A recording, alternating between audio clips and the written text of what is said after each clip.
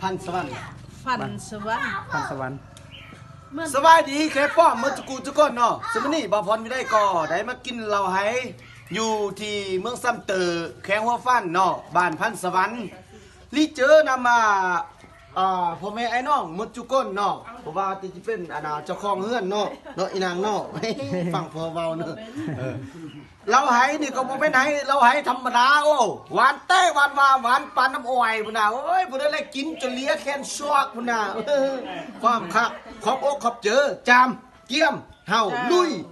คันบ่ทันละแมนจอกนึงคันบ้าแต้วบ่ทันโอ้นาบาเซนี่คือน้องกิ้งไอ้บ้าคุณขี้กาเอ้ก็เยี่ยมเด้อ ก็ยานบ่เด้อจะไหนกินเนาะได้จามนี่ก็เนาะเอ็นจักเลยเนาะยานบ่ทันเนาะ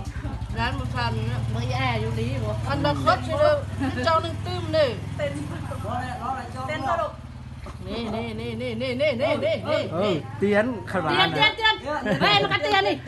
มันจิแม่นเอานี่ ไอ้โดนเตียนกินบ่ทันบ่เตียนจิบ่ะตายคันสมมุติว่าตู้จับในนี้เทาะเสิร์ฟอันเดียวมันคน บ่สั่นบ่จะบ่มีบ่เดียว เศร้า มันบ่มีข้าวคั่วบ่มีข้าวคั่วนี่ เนี่ยว่าซอจะมี มี โช บ่ ว์จิบ่ะ เดียวเด้อบ่ มันเตียนนึงเตียนนึง บ่ โอ้ยผู้อ่านซะตักไว้ผู้อ่านซะฮักเตียนเอง ก่อนเด้อ เอ้ยแม่เตียนซ้ำลูกมีตาโกนจิบ่ะ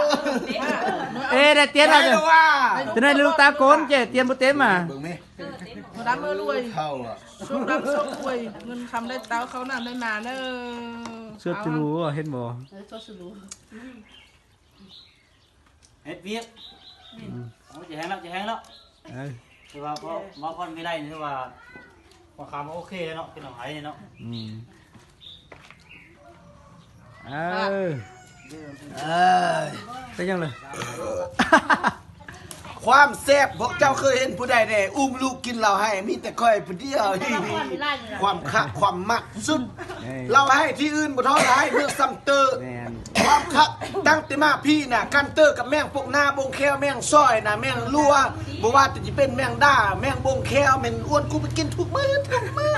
โอ้ห้องเพลงเกือบสิบ่ได้ มึงคำว่ากี่โมงคำว่ากี่โมง ฮะ มึงคำว่ากี่โมง มื้อคืนนี่ไอ้น้องพวกคอยกับกันเตอร์เนาะกินจนฮอด3 โมงป้ายมันจักลิงลมมันจักไก่ปลามุดสลอบมีแต่ฮดหูตะฟาน